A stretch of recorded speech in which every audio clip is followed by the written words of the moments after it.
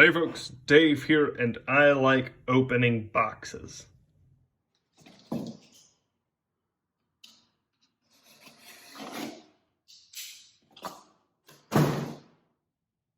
What? Were you expecting more? Yeah, kinda. You've really gotten into this habit of doing sketches that are way too long. Well, now that you know how big my box pile is, how big's my knife? This is a Gerber Prybrid with the Ontario Rat Model 1 and 2, the Prybrid with Spyderco Endura and Delica, the Prybrid with Spyderco Paramilitary 2 and Para 3, the Prybrid with Benchmade's Griptilian and Mini Grip, and of course, most relevant of all are my other exchangeable blade box cutter utility knives.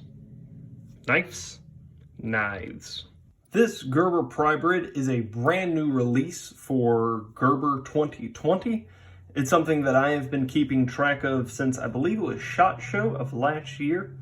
SHOT Show or Blade Show, I don't remember. One of the shows where primary pictures of this, as well as the Gerber Strong Arm, not the Strong Arm, the Pry Arm, the new thing, you know what I'm talking about.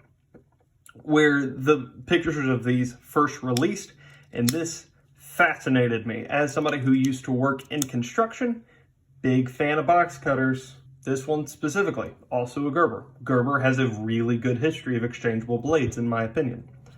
So this, as an evolution of that, or a different concept as that, it's not a direct evolution, absolutely fascinated me, and I was not let down, as this thing has a lot of gold. Unfortunately, it's got a little bit of garbage too, but let's get into it. The concept of exchangeable blades are brilliant, and Gerber's dedication to them in the past is beautiful. It's a point that, to my knowledge, nobody else is really doing in the knife game. Not to this extent. Gerber has like the hunting knives, like the Havalon style. Obviously, Havalon has Havalon style blades as well as Outdoor Edge, but not like this. Not the dollar store buy a pack of 100 for $10 kind of utility blades. Like I said, the fact that Gerber keeps coming out with new versions of this is brilliant. With a knife like this, ProTech Strider, there's a part of my brain that as I'm like walking up to a material that needs to be cut, there's a part of me that kind of doesn't want to do it because this is an expensive, fancy knife. After I cut whatever with it, I have to sharpen this. I have to take care of and maintain this thing. This is something that does not need to be maintained. You don't have to care about this any bit at all. The phrase I've heard, I don't know where it's attributed, but the phrase that I've heard is cutting sandpaper on the sidewalk. You can do anything that you want to this blade, and who cares? Pop it off, throw it away, slap in a new one that costs a nickel, and you're good to go. You don't have to, on a job site or a project, you don't have to stop and care about and maintain the blade. Pop it off, slap a new one in, you're good to go. Absolutely brilliant. Put the blade away. Putting in a few extra tools on this just makes it a little bit more useful. With the Gerber EAB, I believe this is the light version, but I think the other version doesn't have holes. But with this version, it is just strictly a blade carrier. That's it. Also has a pocket clip, so I guess you can use it as a money clip, I guess. But with this thing, you've got a pry bar here on the back, as well as a bottle opener that does work pretty well. So again, that's just a little bit of extra utility that is thrown on here, as well as not only do you have an exposed knife blade, and admittedly not very much of it, but compared to, there's going to be a lot of comparisons to the EAB. The EAB has a little bit of a hood, so if you're pushing through materials like ceiling tiles, there is a chance that you can get a little bound up by the hood. This does not have as much of a hood, but it also doesn't have very much blade exposed. But then again, neither, I guess, does a more traditional one, so you're good to go. However, it does have an extra feature, because right back here, you can use that knife and use it as a rope cutter. Not a great one, perhaps. I don't know if there's not a lot of exposed blade, but you don't want a lot of exposed blade, which yada yada. It works just fine. It's a fine rope cutter. The grip is solid. This is G10, man. They didn't flake out and put any kind of thing on here, just shrouded in plastic or something like that. This is G10. It's grippy. It's got a little bit of grooving in it to give you extra grip so that this is not coming out of your hand at all. This is actually one of the few things in life that I prefer to have, well, actually I guess both of these, that I prefer to have a lanyard on, just because it gives me a little bit of extra security that I can hold on to with my pinky. And if it's in my pocket, which we'll get back to, I can use this to pull it out, and as it sits on my desk, I can use that to grab it from under a pile. So I do recommend putting a lanyard on it, and I love that the hole is back here and that it's big enough that you can move, if you need to pry something, that you can move the lanyard out of the way. Big fan of that.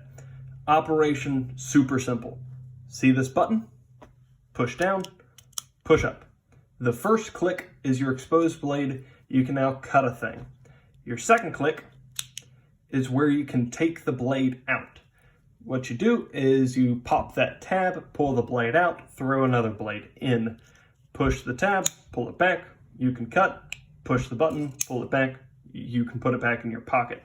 And because this blade is so recessed, you're probably not going to catch it on much of anything in your pocket. If you've got your keys and a split ring, using this alligator clip for example, it can get in there and damage the blade or damage whatever. But more or less you're good. Also, because this is an exchangeable blade system, this should be, check your laws, don't trust me, should be TSA approved because it doesn't have a blade as a part of the machine. So in the TSA line, you should be, my understanding, is that you can take this blade out, throw it away, fly with just the shell, and then whenever you reach your destination, put in a new utility blade. Again, just an extra part of the utility. The size is excellent. There are a lot of tools that, the smaller that you get a utility blade carrier, the more difficult it might be to get your hands on it. But like I said, this is a full-fisted knife. This is whole hand kind of stuff, which is beautiful. Obviously, there is a place for the smaller, more Lilliputian style of blade carrier. Not suggesting that this one is quite Lilliputian, but there are blade carriers that are just this big, that are just the size of the blade, and with those, they just present different struggles. So if you're on a job site with gloves or something of that sort, this, get your hand on it. Real nice, real good. As well as disassembly. This was a weird one that I honestly wasn't fully expecting, but you can see the four corners are for Torx number 6 drivers. T6 screws. So if for whatever reason this is gunked up, this is, whatever, you can disassemble it, take this thing apart. That's not super common for a lot of tools in this genre. A lot of the more specialty tools, you don't necessarily want people getting into them, but Gerber, they did good here. I really, really appreciate that. There is, however, obviously a little bit of garbage, and I've actually already touched on a couple of them. First, with the blade exchange, I am not going to do this on camera because I already cut myself once this week in the making of a video, and I don't want to do it again. So I described how to exchange the blade. I didn't do it because it is such a hassle. This is very tight, this little liner lock here. Like I said, you have to pull this out of the way. You should be able to see that little dot there holding in the space. You have to pull that out of the way to move it, except that's very difficult to do with one hand and pulling the other. Long story short, pulling it out I am able to do. Putting it in though, I do need the help of a little small pry bar to hold the liner lock while I insert the blade.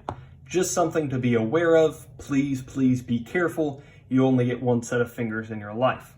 The other one, and a little bit more of a hassle for me personally, is that I was really hoping that this would, well, I knew it didn't come with a pocket clip, but I really wish that it had. This is the knife that I carried with me, one of the knives that I carried with me while I worked construction.